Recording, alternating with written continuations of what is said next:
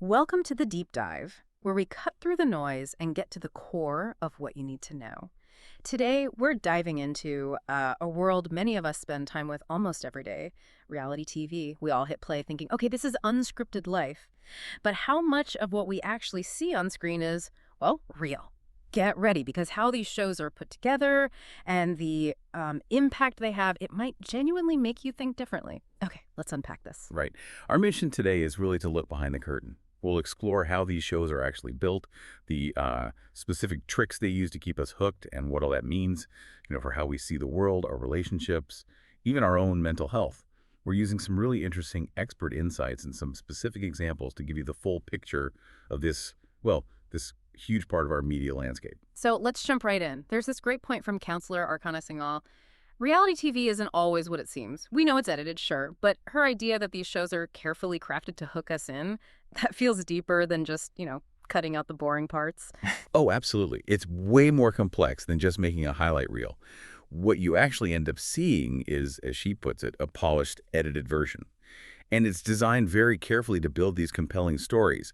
The focus almost always on drama and conflict. It's not just entertainment. It sort of subtly normalizes really intense feelings and fights. It can make us think that level of intensity is, normal in everyday life. It definitely blurs the line between what's real and what's manufactured for TV. Yeah, and it's easy to just focus on the negative side of things, the manipulation, but it's actually kind of fascinating that it's not all like that. Exactly. Singler herself points out some, real positives. Think about shows like Shark Tank, right? Or The Voice. They genuinely push viewers to follow their passions and strive towards their goals. That's pretty powerful. And it's not just about careers or fame. Some reality shows dive into big social issues, body image, mental health, and they can actually foster valuable discussions, help break down stigma even. Plus, you've got those health and fitness shows that really do motivate viewers to adopt healthier lifestyles. So Yeah. it's a mixed bag, really. There are definite upsides. Okay, but here's where it gets really interesting, I think. Reality TV isn't just showing you stuff, it's really good at making you feel certain things. The way they use editing and storytelling. It's very strategic, designed to evoke specific emotional responses. How exactly do they manage that? It's incredibly calculated. Producers are masters at carefully selecting and sequencing footage. Their goal, to heighten drama and conflict. Mm. They might use something called Frankenstein editing. It's where they stitch together little bits from different conversations, make someone say something they didn't quite say or not in that context. Wow. Or think about those interviews, the confessionals. Sometimes producers guide contestants subtly to give answers that fit a story they've already decided on. Then they use those sound bites over other footage. So, confessionals and interviews are edited to highlight particular viewpoints, often distorting reality to fit a predefined storyline. And this stuff works. It can totally influence viewers' opinions, shaping their perceptions of the characters and events on the show. It makes you like someone or dislike someone else. Right. So if our feelings and what we think we're seeing are being shaped, Mhm. how does that spill over? How does it affect, your actual life, your relationship? Well, that's a huge question. The way relationships look on reality TV, it can definitely set some pretty unrealistic expectations. When you're constantly seeing these highly dramatized and sensationalized interactions, it's easy to start thinking that, huge arguments and intense emotions are just normal. It can end up, as the research suggests, distorting perceptions of what constitutes a healthy relationship. You might even, maybe subconsciously, start acting differently in your own life because of it. But the impact can go further than that. There are potential long-term effects on, how we think. Some argue that too much reality TV, where drama and sensationalism overshadow factual accuracy, could lead viewers to develop a kind of skewed view of reality itself. And that constant exposure to quite shallow narratives might even, over time, impair the ability to think critically. Okay, wow. And then you add social media into this whole equation. What happens when these edited narratives hit the internet and suddenly everyone's talking, tweeting, posting about them? Oh, social media just pours gasoline on the fire. It absolutely amplifies the impact of reality TV. It creates this never-ending, steady stream of highlights, memes, and discussions.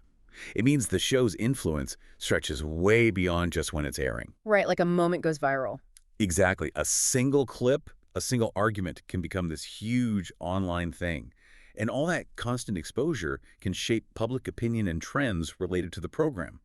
It really blurs the lines between the show and real life even more, and it often makes the reactions, both positive and negative, much, much more intense. Let's maybe look at a specific example that really brings all this together. Love Island. It's kind of unique, isn't it? With the daily episodes, the constant surveillance, you feel like you get this really deep look into their lives, maybe too deep. That format definitely encourages what psychologists call parasocial relationships. It's that feeling we get as viewers that we genuinely know the contestants. We feel close to them, invested in their lives. But the irony is, while we feel close, they're completely isolated from the outside world during filming. It's a very one-sided thing. And tragically, with Love Island, the consequences have been devastatingly real. As reports mention, 3 individuals previously involved with the show have lost their lives due to battles with mental health. That includes former contestants Sophie Graydon and Mike Thalassitis, and also the former host, Caroline Flack. All committed suicide. It's just awful. Yeah, truly awful. Now, the show has since brought in support. They've employed clinical psychologists. But some critics argue pretty strongly that this kind of therapy is like putting on a helmet after getting in a bike accident. Because the show itself fundamentally relies on prefabricated drama and capturing the fallout. Is the support enough to counter the very premise of the show? That's the question. And even for contestants who, win or do well, the experience doesn't just end when the cameras stop rolling. Think about Amber Gill, season 5 winner. She faced this incredible wave of hatred and even death threats online afterwards. It's just the human cost is immense. It really is. And a lot of that intense reaction, that online hate, it's often fueled by what we talked about earlier, that manipulative editing. It's a key strategy. It's done to purposely mislead viewers by altering footage or placing scenarios out of context. Why? In order to negatively portray a contestant and push a certain narrative? And like you said, it's not just Love Island. You see it everywhere. Hell's Kitchen, Survivor, it's common. But with Love Island, the daily shows, the huge social media buzz, it just ramps up the impact massively. That's such a key point, the heightened social media weight Love Island carries. Contestants walk out and they're almost guaranteed influencers overnight, like Ikensu Kukalolu from season 8, millions of followers, boom. But as you said, she also got hammered online, villainized for acting in line with her job as an entertainer on the show. It's a strange double-edged sword. It really is. And Charlotte Colombo over at Refinery 29 made this really sharp point about how the show's editing, particularly how it treats women, can be seen as misogynistic. She talks about this good girl, bad girl dichotomy they often set up. Pitting women against each other. Essentially, yeah. And Colombo argues this is done deliberately to spark critical conversations about women, which in turn helps drive up views, discourse, and headlines. Her take is pretty blunt. Slut-shaming sells, and we're all complicit in engaging with it every time we watch and talk about it online. It really makes you think about the economics behind the drama. Okay, so we've talked about the editing, the impact, the ethics, the dark side. So why, despite knowing all this, why are these shows just so incredibly addictive? What keeps us coming back? Well, I mean, let's be honest. The show is first and foremost designed to entertain, and it's very, very good at it. A big part of the appeal is that the contestants feel real, right? You feel like you get to know them. So viewers get to rally behind them, cheer for them, maybe even revel in their joy. And the flip side, those portrayed as villains provide someone to root against, someone whose downfall you can maybe guiltily enjoy watching. The heroes and villains. Exactly. But the real secret sauce, the thing that guarantees you'll tune in tomorrow, the moments of tension are intoxicating. Yeah. And almost every single episode ends on a cliffhanger to guarantee your return. It's brilliant, if ruthless, narrative structure. Right. So knowing all this now, how it's made, the effects it has, why it pulls us in, what can you, listening right now, do? How can you watch this stuff if you choose to, but be more aware, more empowered?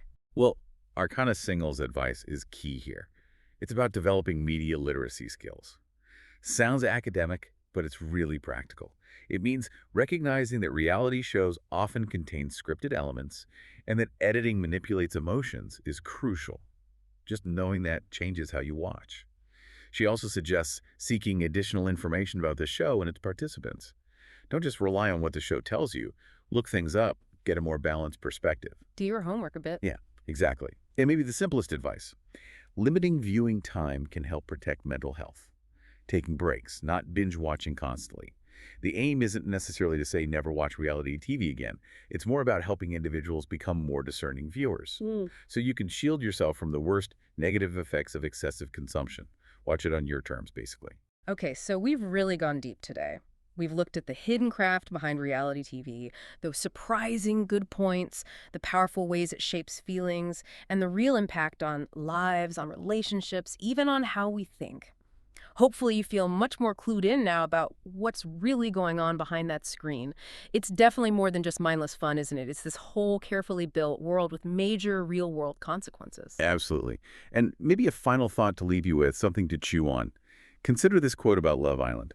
The crux of Love Island is not inherently evil, but a show with this much of a following needs to do better for its contestants and viewers alike. It prompts that question, right? About responsibility. So maybe just think about your own media habits, being aware of the, let's call it, crafty manipulation behind the scenes. That awareness is power. It lets you engage more thoughtfully, more critically with everything you watch, knowing that what you see, well, it's almost never the whole story.